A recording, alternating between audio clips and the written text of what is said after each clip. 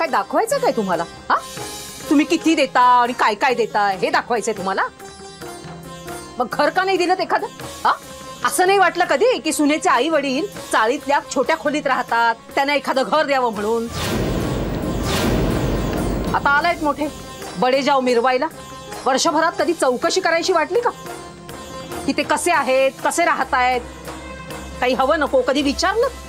एवढी घरं, एवढा पैसा कुठे पुरून कुठे ठेवलायत? सगळं आपल्या पुरतं. एवढा दिवा सण झाला, आपल्या सुनेच्या अंगावर अगदी दाग दागिने घातलेत, पण कधी वाटलं नाही तिला तिला सांभाळणाऱ्या तिच्या आईच्या अंगावर कधी गुंजभर सोनं द्यावं आपण तिला? असं वाटलं नाही कधी तुम्हाला? साधं एक दिवस कधी बोलावलं पण नाही दिवाळीत घरी या म्हणून राहायला? बडा घर पोकळ वासा. हे बघा, आमच्या जानूचे जे काही हाल झालेत ना ते झालेत, पण आता मात्र पाठ सोडा तिची. हात जोडते तुमच्या पुढे. जान्हवीची आई, तुम्ही शांत राहा.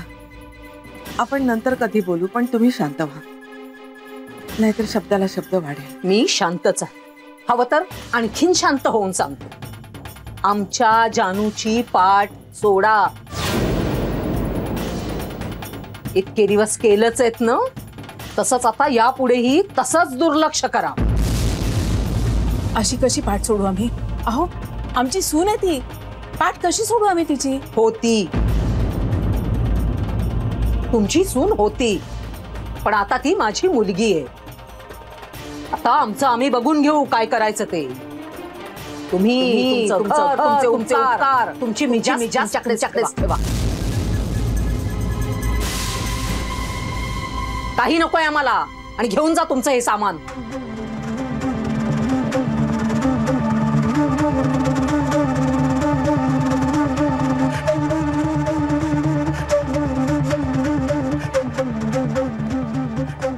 आता या, काही वेगळं सांगायला हवं तुम्हाला? अहो कलाताई, पण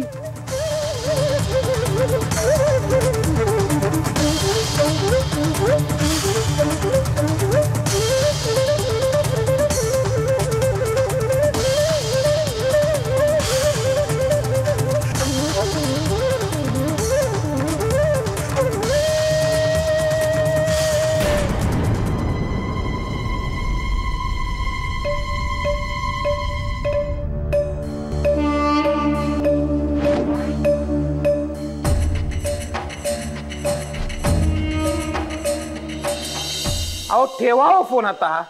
अहो तुमच्या कॉलनीत साप आलाय तर मी काय करू? पुंगी घेऊन वाजवायला येऊ का? का तुम्ही मला मुंगूस समजून फोन केलाय? एकदा फोटो पाठवतो तुम्हाला, म्हणजे तुम्हाला कळेल मी मुंगूसासारखा दिसत नाही. काय छळवाद आहे. जान्हवी जान्हवी, पहिल्यांदा हे हे हे हे पहिल्यांदा जे काय बिघडलंय ना ते तूच बघ काय झालंय. मला यातलं काहीही कळत नाही. शुद्ध फसवणूक आहे ही. कसली कसली म्हणजे काय? 20 वर्षापूर्वी जेव्हा मी बँकेत नोकरीला लागलो तेव्हा मला कुणीही हे सांगितलं नव्हतं की तुम्हाला कम्प्युटर पण शिकावं लागणार आहे. म्हणजे तेव्हा ते शिकायचं, आता हे शिकायचं. अरे शिक्षण कधी संपायचं आमचं? तुला सांगतो जान्हवी, पोरं तर विचित्र नजरेने बघतात ग माझ्याकडे कम्प्युटर येत नाही म्हणून. सर, पण तुम्हाला तशी बेसिक माहिती आहे की कॉम्प्युटरची? अगदीच येत नाही असं नाहीये. काय नाही ग, हे देवाने यंत्र का निर्माण केलं हे काही कळत नाही. सर, पण मग ह्या यंत्राकडे माहितीचा संग्रह करणारं यंत्र असं म्हणून बघा ना. म्हणजे माणसाच्या मेंदूवरचा माहिती गोळा करणं आणि ती लक्षात ठेवण्याचा ताण कमी करणारं यंत्र आहे हे सर. एक मिनिट. अरे स्मितुडी, हॅलो. काय ग स्मितुडी, कशी आहेस तू? किती वेळ झाला आपण बोललो नाही. एक्झॅक्टली 7.25 मिनिटं झाली मागच्या फोनला तुझ्या. काय होतं, एक काम कर तू ना, त्रास होतोय ना, मोठमोठ्याने गायला सुरुवात कर. नाही गा कशासाठी की एकदा तू गायलीस ना की तुझ्या आवाजासमोर प्रॉब्लेम काहीच नाही असं वाटेल तुला. स्मितुडी, अगं अगं अगं मी तुला काय समजावायचा प्रयत्न करत होतो की आयुष्यात सारखं प्रॉब्लेम करू नये, त्यातल्या चांगल्या गोष्टीकडे पाहावं म्हणून तुला म्हणत होतो तू गा म्हणजे प्रॉब्लेम. स्मितुडी स्मितुडी ठेवला वाटतं फोन. सर हे बघा, आठवलंय का? हे आठवले? तुला आठवले का? यांना कशी विसरेन मी? काय सांगतेस का जान्हवी? तुला आठवलं? अरे कसा काय हा चमत्कार घडला? चमत्कार चमत्कार. सर, तुम्ही म्हणाला होतात ना, श्रीरंग गोखले अजाणतेपणेही कुणाचेही नुकसान करू शकत नाही. प्रश्नच नाही जान्हवी, हा माणूस कुणाचंच नुकसान करणार नाही. फार भला माणूस आहे हा. ते खूप चांगले असतीलही, मला नाही माहिती. पण मला ज्यांच्या गाडीने धडक दिली होती ते हेच आहेत. I am very sure. असं नाहीये जान्हवी, असं असूच शकत नाही. सर, पण असंच आहे. तुम्ही माझ्यावर विश्वास ठेवत नव्हतात म्हणून मी आता गोखले गृहोद्योगाचं पेज ओपन केलं. तर हे बघा, आता मॅनेजिंग डायरेक्टर म्हणून ज्यांचा फोटो लावलाय ना, हे तेच आहेत ज्यांच्या गाडीने मला धडक दिली होती. सॉरी, तुम्ही माझ्यावर विश्वासच ठेवत नव्हतात म्हणून मला आता हे पेज ओपन करावं लागलं. म्हणजे माझा काही राग नाहीये त्यांच्यावर, पण फक्त आपण दोघं एकाच व्यक्तीबद्दल बोलतोय एवढंच तुम्हाला सांगायचं होतं.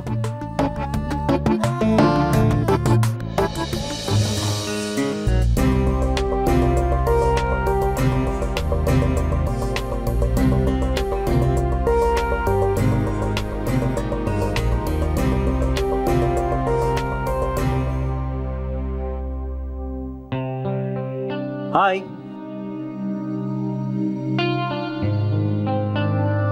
हाय जान्हवी. हाय. सॉरी, माझं लक्षच नव्हतं. That's okay. आज तुमचा विषय निघाला होता बँकेत. ओ, मग काही नाही, मी जरा शोध लावला. कसला शोध?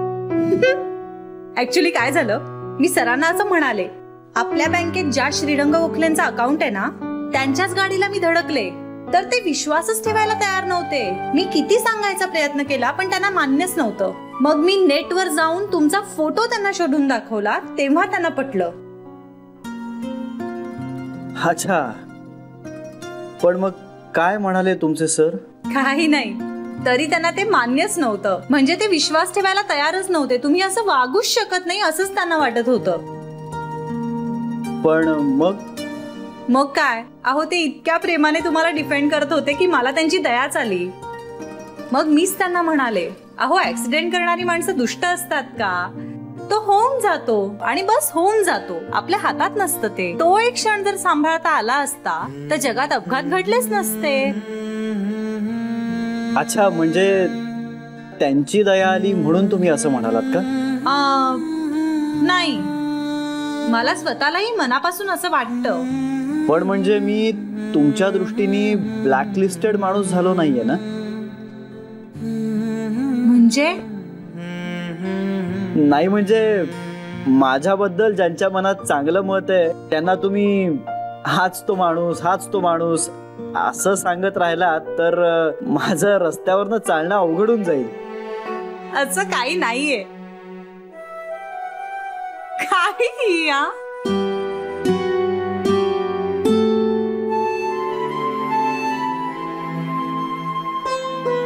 पण तुम्हाला सांगू का, तुम्ही त्यांच्या मनात खूप विश्वास निर्माण केलाय स्वतःबद्दल, आणि ही खरंच खूप मोठी अचीवमेंट मानायला हवी.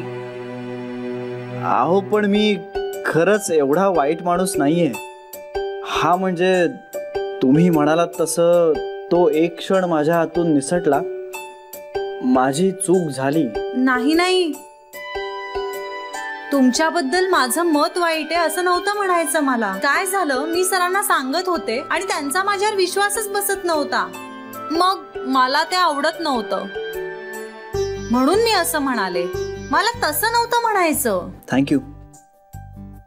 कशाबद्दल? हे एवढं सगळं होऊनही तुम्ही मला अपराधी मानत नाही आहात त्याबद्दल. मी खरं सांगू, माझा नेमका ऍक्सिडेंट कसा झाला हे मला नाही आठवत, पण तुम्ही त्या ऍक्सिडेंटची जबाबदारी घेतलीत. तुमच्या जागी दुसरा एखादा असता तर पाठ फिरवली असती.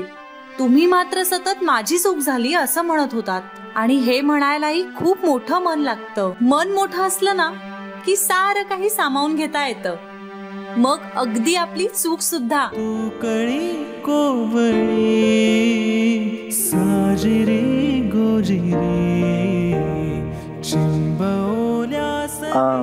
मी तुम्हाला घरी सोडू? नको, थँक्यू. मी बसने जाईन ना.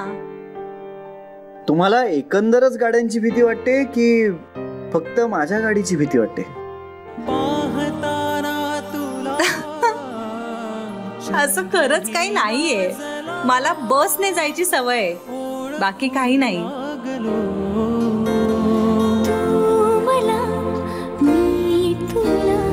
नाही कळले कधी.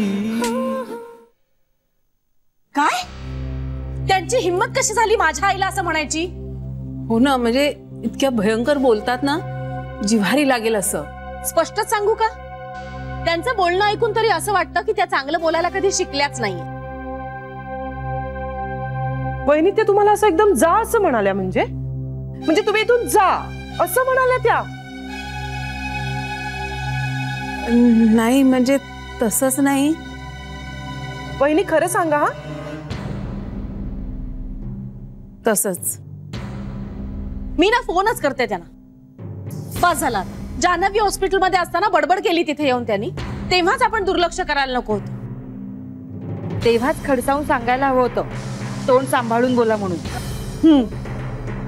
एक मिनिट थांबा इंदू वहिनी. बेबी वंस, तुम्ही ना काही फोन वगैरे करू नका. या असल्या माणसांची ना फोनवर सौम्य भाषेत बोललेलं त्यांना अजिबात कळणार नाही. आपण ना तिकडे जाऊनच चांगलं खडसावूया त्यांना, जाब विचारूया चांगला. जान्हवी काही त्यांच्या एकटीची मुलगी आहे का? आमची पण सून आहे ती, आणि एकुलती एक लाडकी सून आहे म्हणावं. आम्हाला जर काही वाटलं तिला द्यावंसं तर आम्ही देऊच शकतो ना. आता डॉक्टर म्हणाले तिला ते काय ते झालं म्हणून ती तिथे राहिलीये, नाहीतर आपण तिची काही इथे व्यवस्थित काळजी घेतली नसती का? घेतलीच असती. नाहीतर काय? आणि आम्हाला काही हक्क आहे की नाही आमच्या सुनेला काही देण्याचा? ह्या कोण मध्ये बोलणार या?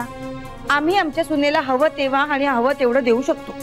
हा अगो हो, तेही झालंच. आणखीन म्हणायला लागल्या की तुम्हाला एवढं काही द्यायचंच होतं तर आम्हाला नाही कधी काही दिलं ते. म्हणजे आम्हाला घर नाही दिलं, दिवाळ सणाला काही सोनं वगैरे नाही दिलं, असं म्हणाले. अगं काय बाई आहे का कोणी?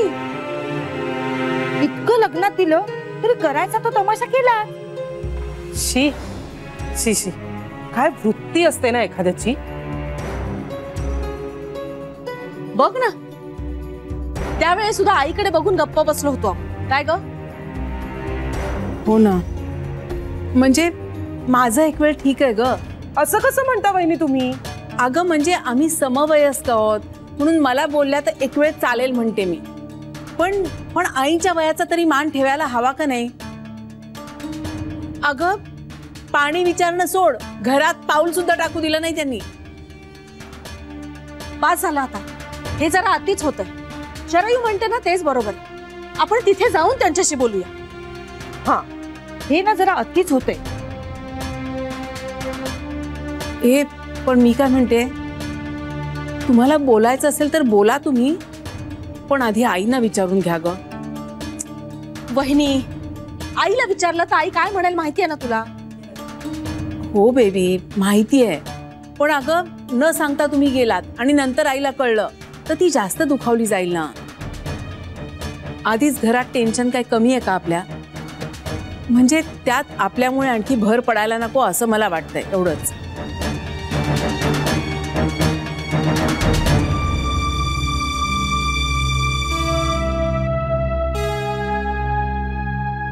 पटतंय का तुम्हाला? हा म्हणजे ठीक आहे, पण आम्ही तेच करू. आईच्या कानावर घालू.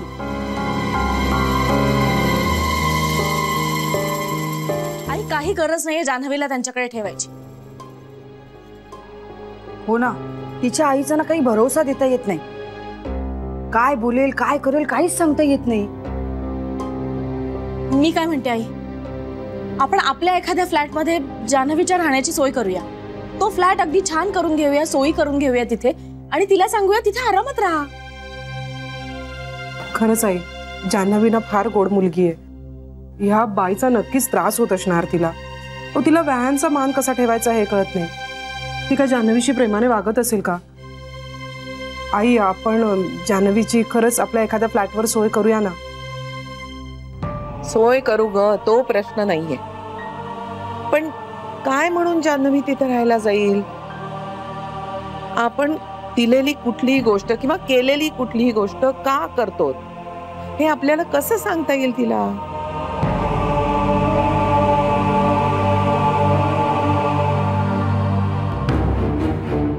हे बघा, तुमची तळमळ, तुमचा राग हे सगळं रास्त आहे, पण आपला नाईलाज आहे ग. आई, पण म्हणून आपण त्यांचं काहीही ऐकून घ्यायचं का? त्या तुला वाटेल तसं बोलतात, आम्ही कसं सहन करणार हे? शेवटी आपले हात दगडाखाली. आपल्याला कितीही वाटलं तरी जान्हवीसाठी आपण काहीच करू शकत नाही. खरं तर आपली चिडचिड व्हायला हवी. त्या बाईला आपल्यावर चिडायचं काय कारण आहे? काही नाही, त्यांनी मन मोकळं करून घेतलंय सगळं बोलून. हलकं झालं असेल आता त्यांचं मन. एक्झॅक्टली, मला तेच म्हणायचंय. मोकळ्या केल्या त्यांनी भावना, परिस्थितीनं गांजलेल्या आहेत का त्या? तो राग बाहेर निघाला त्यांचा. पण अशा पद्धतीने इंदू, सगळेच जण आपल्यासारखा विचार करत नाहीत. हे बघ, एकुलती एक मुलगी आहे त्यांची, मोठ्या अपघातातून वाचलेली आहे. टेन्शन आलं असेल त्यांना, त्याचा राग त्यांनी आपल्यावर काढला. म्हणजे हे बरोबर आहे असं मला म्हणायचं नाहीये, पण होतं असं. आणि राग जवळच्या माणसांवरच निघतो ना. आपण त्यांना जवळचे वाटलेलो असू. आई, तू तुझ्या मनाची समजूत घालून घेतेस. आतापर्यंत त्या आपल्याशी जे काही वागत आल्या त्याच्यावरनं आपण त्यांना जवळचे वाटतोय असं बिलकुल नाही. उलट संधीचा फायदा घेऊन मनातलं सगळं मोकळं केलं त्यांनी. बरोबर आहे वंसे तुमचं, मला पटतंय हे. आणि म्हणूनच त्यांना समज देणं खूप गरजेचं आहे की जान्हवी आमचीही कोणीतरी आहे आणि तिच्याबद्दल आम्हाला वाटतंय म्हणून तर आम्ही करतोय ना. आई, मला पण इंदू वहिनी आणि वंस म्हणतात ते पटतंय. म्हणजे तुम्हाला आमच्याकडून काही वस्तू नकोयत ना, तुम्ही नका घेऊ. हा, पण निदान समोरच्या माणसाचा आदर तर राखा, त्याच्या वयाचा तर मान राखा. आणि आई, एवढं तर आम्ही नक्कीच सांगू शकतो ना त्यांना. हे बघा, आता भावनेच्या भरात जाऊन काही करू नका. जान्हवीच्या प्रेमापोटी, काळजीपोटी मी हे बोलतेय. ती लवकर बरी व्हावी, घरी परत यावी म्हणून बोलतेय. हे बघा, आपलं एक चुकीचं पाऊल सगळी घडी विस्कटून टाकेल. हे बघा, मी हे मनावर घेतलेलं नाहीये. तुम्ही सुद्धा त्याचा बाऊ करू नका, सोडून द्या. आणि एक, श्रीपर्यंत यातलं काहीही जाता कामा नये. आधीच तो खचलाय, त्याला आणखीन त्रास होईल असं काही करू नका. कळलं ना मी काय म्हणते ते? हो आई. थोडा पेशन्स ठेवा. विशेषतः बेबी तू, तडकाफडकी काहीही करण्याची गरज नाहीये.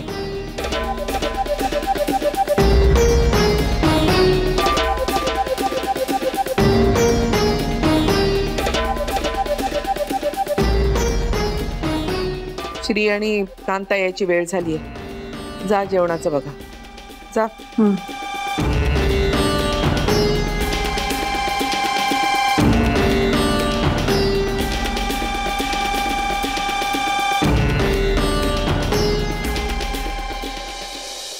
अजून पेढे घ्या, पेढे. अरे वा, कसले पेढे? माळी दादांच्या मुलीला मस्त मार्क मिळाले 10वीत. त्याचे पेढे. छान छान.